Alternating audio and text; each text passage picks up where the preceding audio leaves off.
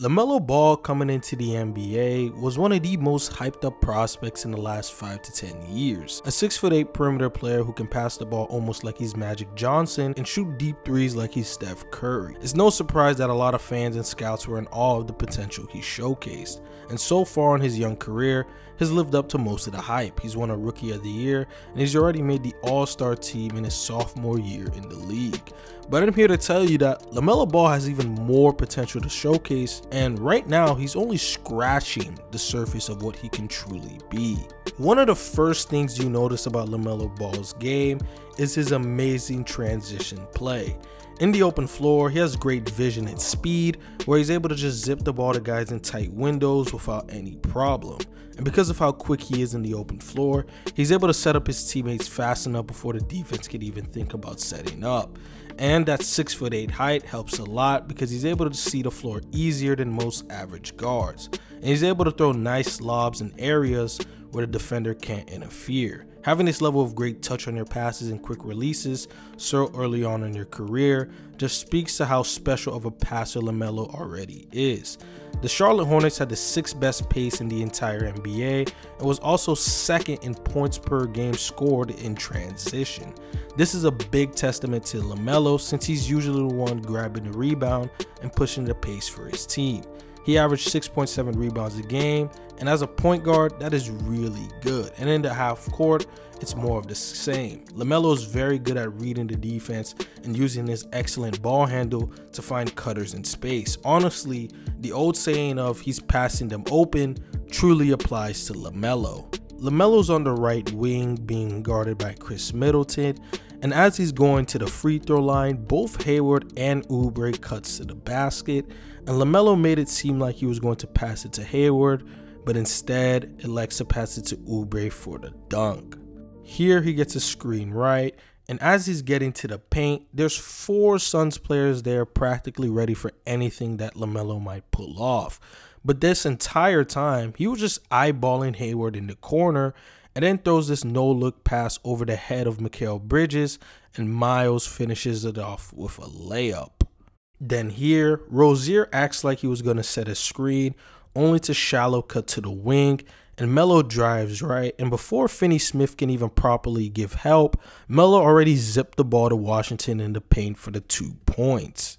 This level of manipulation where he does these no-look passes, or even sometimes where he blends his jump shot to passes, is unreal. His velocity and accuracy while hitting shooters too is top tier. According to Synergy data, when it's filtered to 200 possessions and up, LaMelo Ball is the 2nd best player in the NBA at hitting spot-up shooters in the pick and roll. And that goes into why he's good with the manipulation in this aspect, because he makes the defense think he's going to go this certain way only to do the opposite. And if you're forcing the defense guessing like this, it's going to bode well for you in the long run if you can make your game unpredictable. But unfortunately in the half court, it's not all well with LaMelo. Because of how good he is as a playmaker in transition, it actually hurts some of his value in the half court.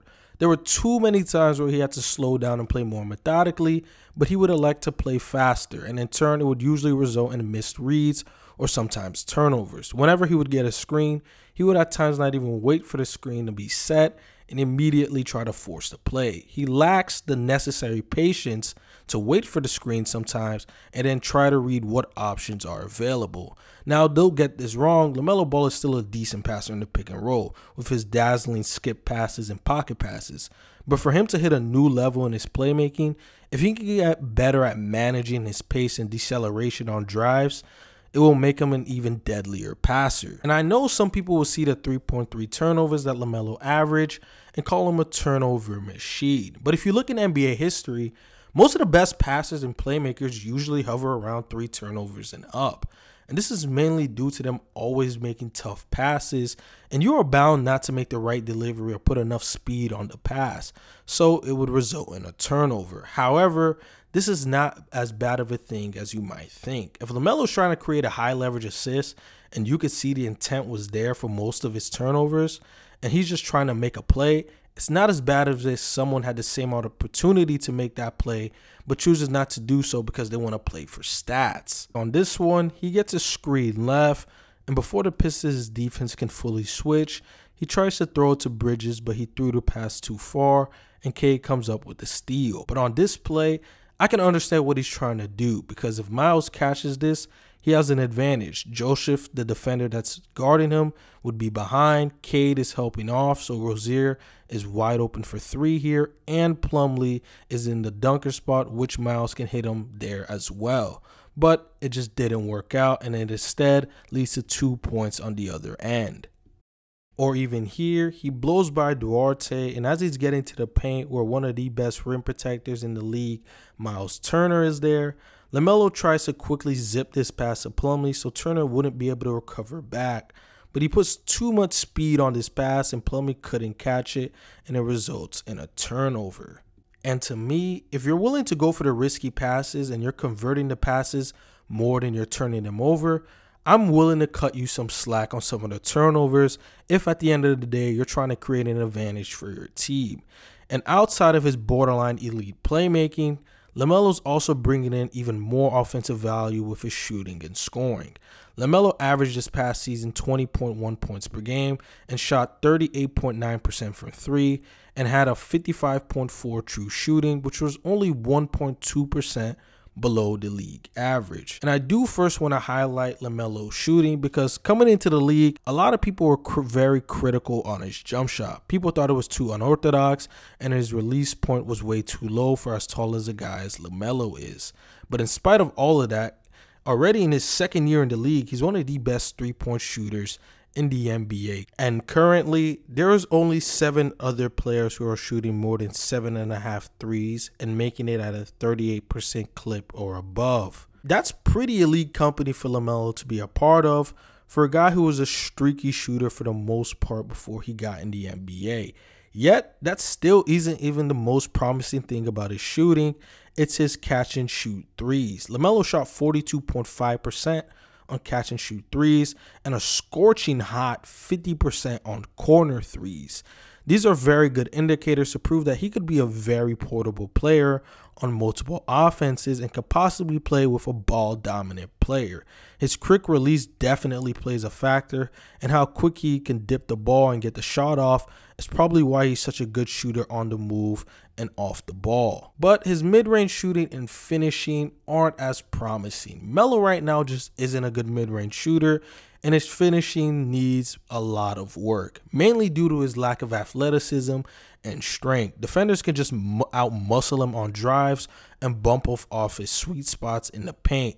And even though he's 6'8", he doesn't have that much lift when he's going for layups or dunks, which means it's harder for him to just finish over defenders that are similar in his size but has way more athleticism. At times, it looks like LaMelo just trying to avoid the contact in fear of getting out-muscled. This graph displays how many drives LaMelo does per game and how many fouls he draws. Even though he's towards the top at getting to the basket, his inability to be able to take contact and force the ref to call a foul is an area he'll need to see a drastic improvement in.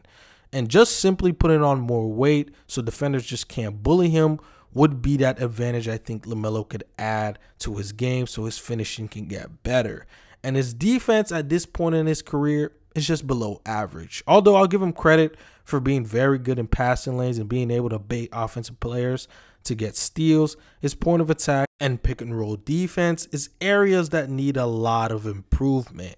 And it's not like he isn't capable of being a good defender. He has the size, the IQ, and speed to be one.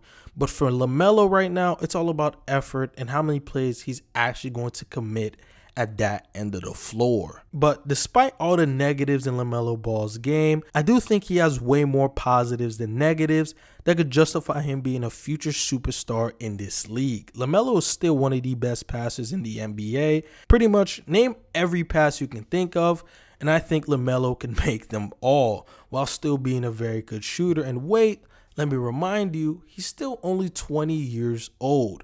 But the big question with LaMelo is, can he be the best offensive player on a team with legitimate title hopes? That's a question I wish we can see be answered in the next few years as he progresses his game and gets even better than what he is right now.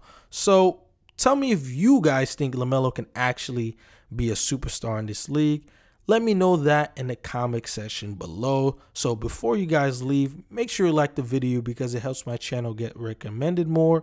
And make sure you guys subscribe, hit the notification bell because it keeps you guys posted. And I hope you all have a blessed day.